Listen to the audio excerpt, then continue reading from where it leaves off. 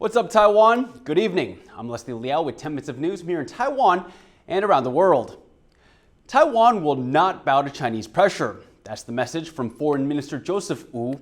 At a press briefing, the country's top diplomat lambasted China's recent military actions around Taiwan and highlighted the urgency for the country to be able to represent itself on the international stage. TaiwanPlus's Bing Wang reports. Taiwan is increasingly in the international spotlight. Threatened by a giant authoritarian neighbor, many fear the country could become the next Ukraine, which was invaded by Russia earlier this year.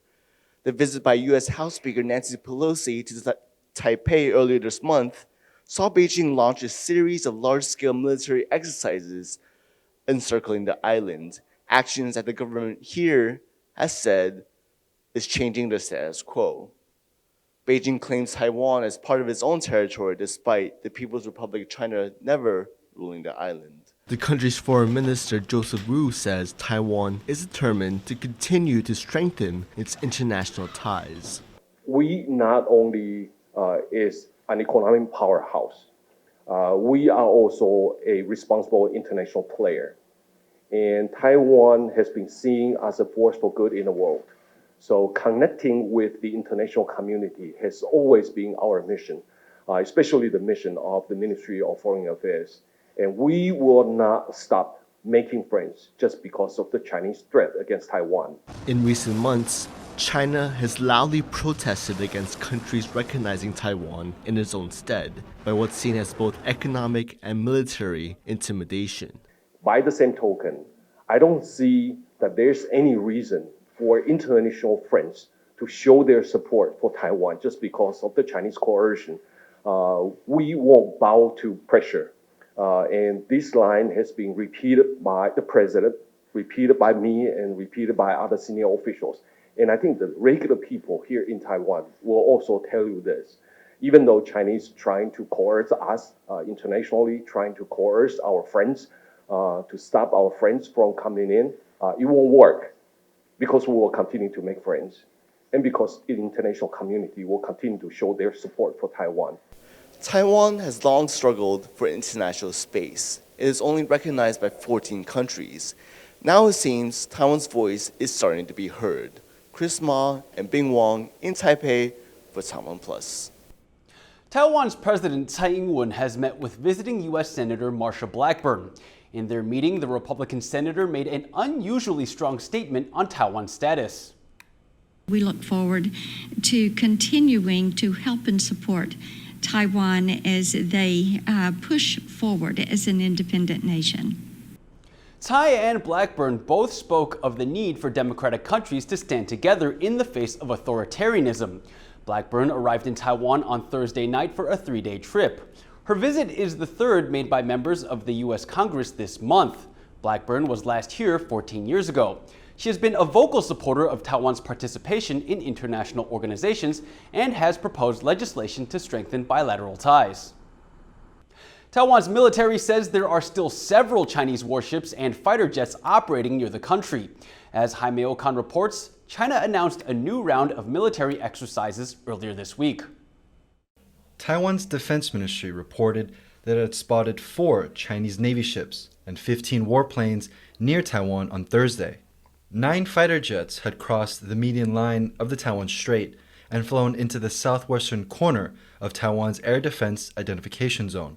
This area is not the country's airspace, but it is meant to serve as a security buffer zone. China often sends warplanes into this area as a form of military pressure. So far this year, the Defense Ministry has reported almost 1,000 Chinese military aircraft breaching the country's ADIZ. Putting it into context, in all of last year, there were about 950 incursions. Taiwan's military says that it has continued to monitor the situation by scrambling its own aircraft and deploying missile defense systems. Damon Lin and Jaime Okan for TaiwanPlus. Taiwan's borders will not reopen to tourists until the end of September or the start of October at the earliest.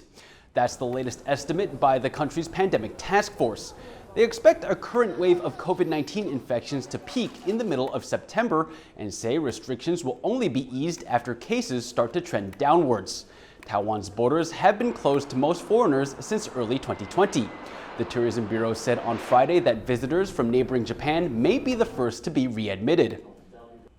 Taiwan's economy minister says the country has no plans to shut down its nuclear power plants early. Wang Meihua says the reactors will stay on until the end of their operating lives.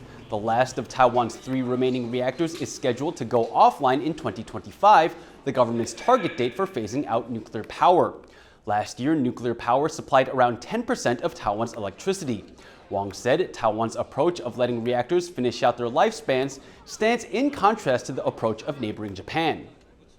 日本是因为它之前把还没有到期的很多核电厂因为3·11事件，所以关闭。那现在是针对这些还没到期的电厂有做一些不同的打算。那台湾来讲的话，台湾其实是本来我们核电厂就是要用到它的原来的期限，对于我们这样的一个用到，我们也没有提早去停嘛就一直使用到电厂的使用年限。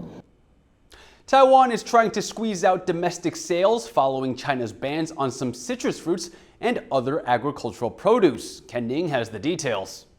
Taiwan exported over 48,000 tons of pomelos to China last year, but unexpected sanctions by Beijing mean there will be a glut.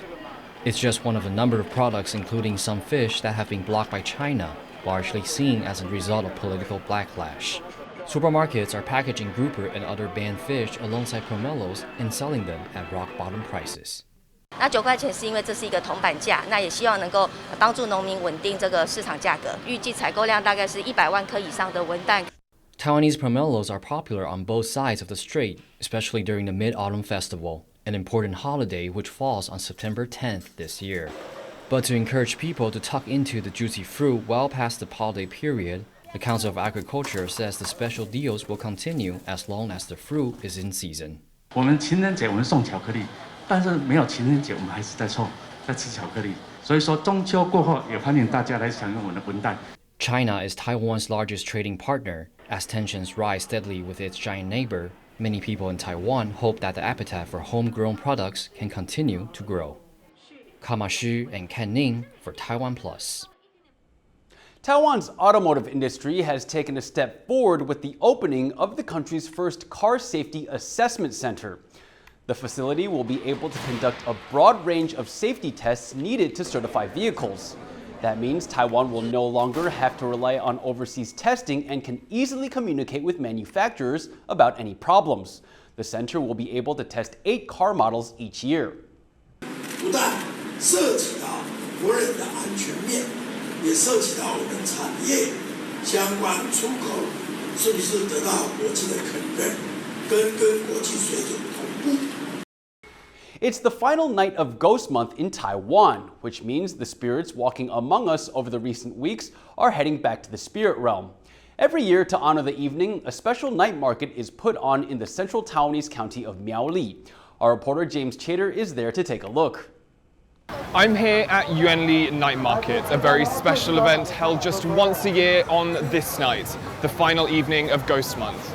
Every year, thousands of people from across Taiwan travel here to get a taste of what's on offer and send off the spirits in style.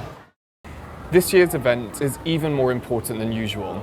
Pandemic restrictions have led to the cancellation of the markets over the past 2 years. But now, with life in Taiwan slowly returning to normal, people are back. At the market, there's food, umbrella decorations, drinks, and a carnival-like atmosphere. And it's all aimed at bringing good fortune at the end of this spiritual month.